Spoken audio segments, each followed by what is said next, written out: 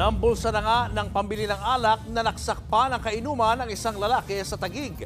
Nasa pulpayan sa video. Nasa frontline ng balitang yan si Nina Ong Pauco, exclusive.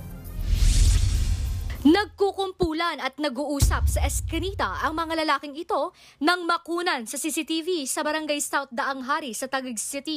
Ilang saglit pa, biglang sinapak ng nakasombrerong si Bodik ang nakaupong lalaki. Maya-maya pa, umalis ang lalaking nakaupo at kumaripas. Kumuha na pala ito ng 2 patalim at binalikan si Bodik.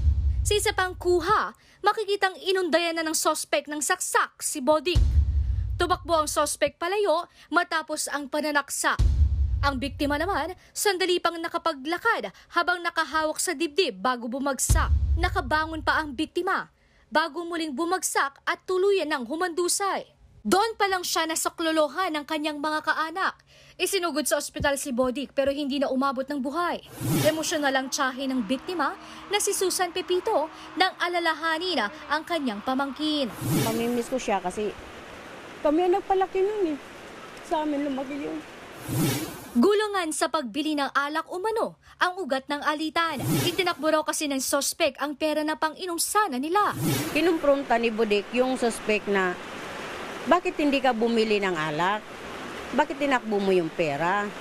Yun, parang nagalit ang suspect. Tinutugis na ang sospek na nakita pang kaswal na naglalakad dala ang patalim na ginamit sa krimen. Ayon sa barangay, dahil lang sa lugar ang sospek.